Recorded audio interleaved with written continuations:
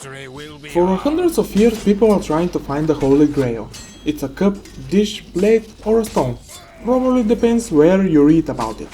It's thought to have divine powers like eternal youth. Only a handful of people managed to get their hands on it, but they always lost it. One such person is Indiana Jones. The other is the main character here, Killian Daresteed. It's not a spoiler. Right in the beginning the narrator is saying it. This is the first Templar, highly underrated game that in my opinion came in the wrong time. The problems the game have are probably related to the fact it's a port and not a great one. The game is released in 2011 and I think even for the time it wasn't that good looking. It have a lot of video options and it runs fine on Windows 7 with 60 FPS, but no matter how high you put all the settings, it won't impress you. The characters and textures look plastic. If I didn't know the release date, I'd probably say it came around 2005. The graphics are not bad, just okay. You play mainly Killian Daresteed, a Knight Templar who devoted his life in searching for the Holy Grail. With him is his brother-in-arms Roland, another Templar. One minor spoiler ahead.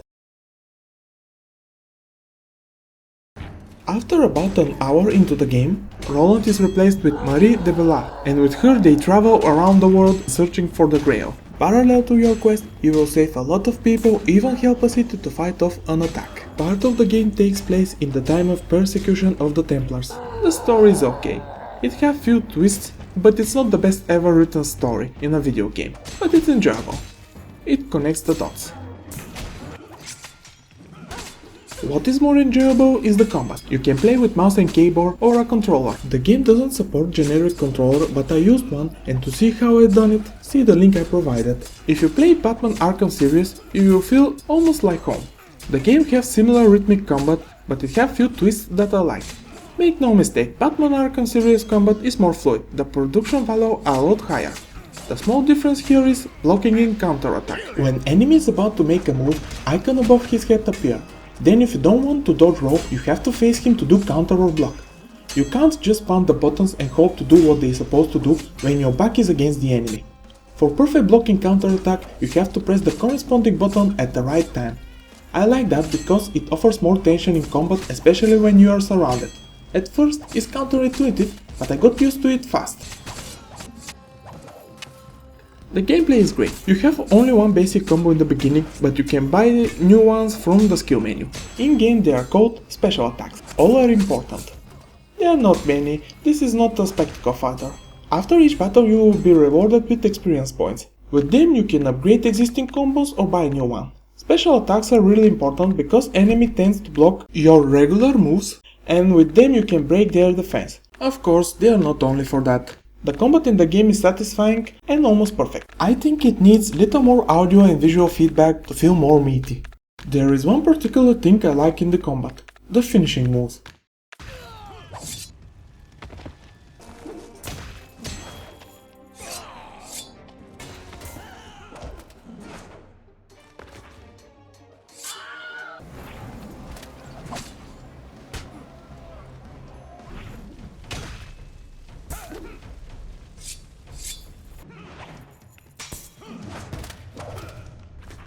When one enemy is left, there is a chance to trigger one.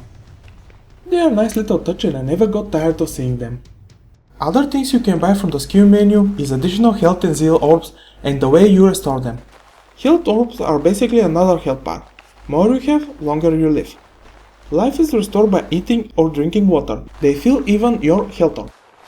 Special attacks and other moves require zeal orbs. They are replenished by fighting, but with upgrades you can do it even by killing enemies. As I said, blocking is essential for surviving, because there is an upgrade for getting zeal orbs by blocking at the right time, and therefore you can make special attacks and so on. It's a full circle.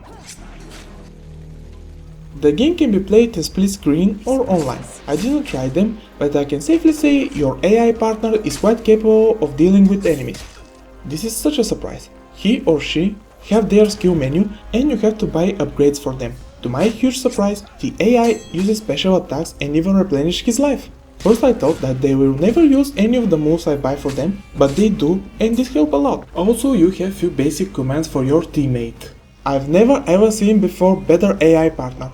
Period. Well, you will do most of the killing, and of course the AI will do stupid things. It's not perfect, but I still stay behind my words. A small part of the gameplay is stealth. With one or two exceptions, it's not forced, but it's useful for dealing with multiple enemies. It's kinda clunky because you just duck or hide behind cover and wait for opportunity to snap a neck. Even when you are out in the open, the enemy won't notice you as long as you crouch and stay out of sight. The focus of the game is action, not stealth, but still, this part could be better. Most of the levels are not designed with the stealth in mind. Level design is okay.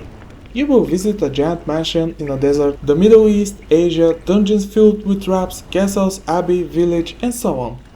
They are all nice, but it's too bad you can't explore more of them. I really love the places full of traps. It feels like I'm Indiana Jones. Levels are linear, but exploration is rewarded. There are hidden chests with parts for new clothes or weapons, experience points or buffs, and other stuff to find. Clothes and weapons don't offer any additional bonuses, so it's not required to equip them. They are just cosmetics. Enemies you encounter more or less are the same with few exceptions. Different types of soldiers, bandits with swords, axes, spears and so on. In one level you will encounter assassins that are using daggers and jump a lot. In other places you will fight tall ogre-looking creatures, but the main character said that they are humans.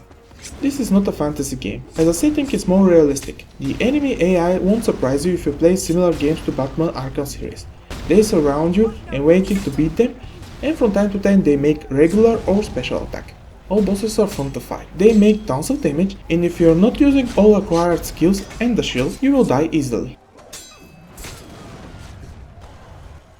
Sound design is okay at best. Voice acting is passable. Most main character voices are decent, but side characters and NPCs are bad. It's not awful as a whole, but it could be better. Killian have gruff voice, of course. Sound effects are okay. As I mentioned in the beginning, the game could use better audio feedback when you slice enemy. There is one really weird thing here.